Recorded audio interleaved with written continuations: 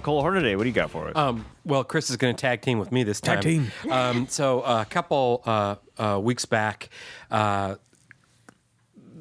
let me back it up here. The book we're going to review is The Joe Shuster Story by Julian Voloj and Thomas Campi. So a couple weeks back, Chris got a copy in the store, and I think he'd read, I'm going to speak for you like you're not here, he'd read like 10 pages, and he said, "This is a brilliant book. Get it now. It's great. I haven't read it yet. Trust me." It's been months. And it's been months, and it's still true. There you go. Yeah, no, this is this is the story of both. It's more the story of Joe Shuster, the gentleman who drew and co-creator who drew Superman, but it's also very much the story of Jerry Siegel as well.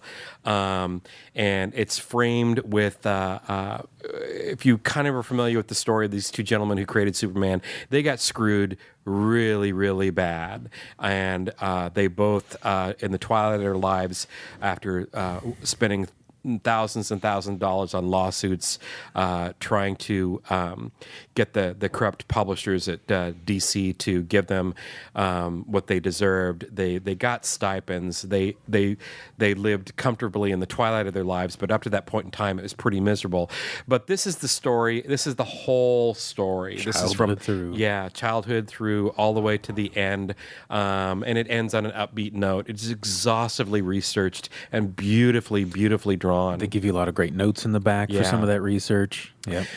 What I love about I've read numerous stories on the history of DC Comics and the history of Superman, because there's the DC propaganda company line of the story that they wanted you to know, and they didn't want you to know the story of how badly these guys got left on the curb.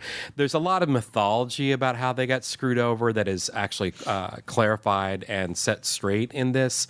Like I'd always been, I think it was Harlan Ellison had said in a Playboy article that when the musical It's a Bird, It's a Plane, It's Superman opened on Broadway, neither Jerry Siegel nor Joe Shuster could even afford to get a ticket. That's not true. They were actually invited to the opening. But still, they didn't see any money that from the radio serial, from the movie serials on to the Christopher Reeve movie. They didn't see any of that money, and they fought for it and fought for it. What I appreciate from this book, it gives a really good face to the people screwing them over. Yes. Well, yeah, you get an understanding of like this. I mean, this is a criminal organization. There's the print industry was run by the mob. Uh-huh. Yeah, and there's that culture. It's been a little while. I can't remember exactly, but there's the one guy who took the fall for everybody. Yes. He's just like, yeah, you're all going to give me a raise and everything when I get out of here. I'm fine. They show him just reclining in jail. Yeah. It's like, this is great. Yeah. So the original publisher of Donenfeld, they had porn magazines, and this guy took the fall for being the publisher of the porn magazine. Spent how many years in jail, and they just gave him. It was actually right there. You're right on the page. And so the guy would just go in and sleep in his office, and he would be like co-editor and do nothing. This is a story that really needed to be told, and I thoroughly enjoyed it. It's a dense read, but it's a good read. It gives you a lot of perspective. But what I love most is like you really get in on the ground floor of how these fellas, how these young men, these two kids from Ohio, came up with this idea. They really were just sort of like drawing from the popular ether around them. And that was like the argument that Donenfeld and people at what became DC Comics said is like, this isn't anything new, kids. You just happen to get there first. And it's true, but,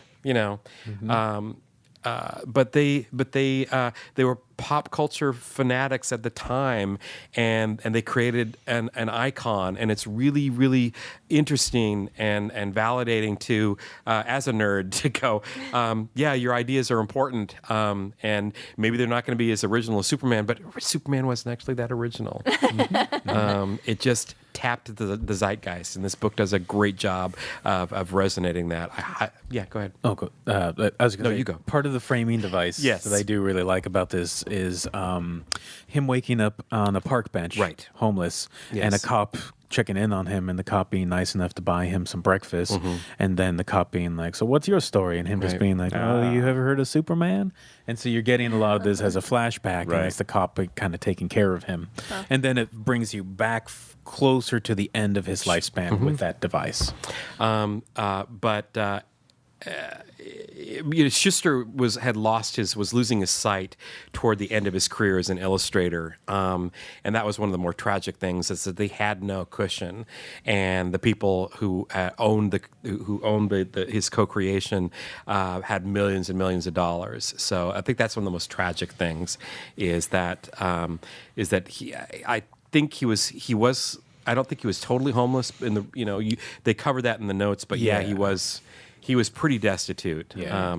And in the back, they actually have footnotes in the back that kind of clarify, well, we embellished this here. But anyway, I just thoroughly enjoyed this book. I think this is probably one of the better reference books for not just Superman, but the history of DC Comics. All right. And I recommend it.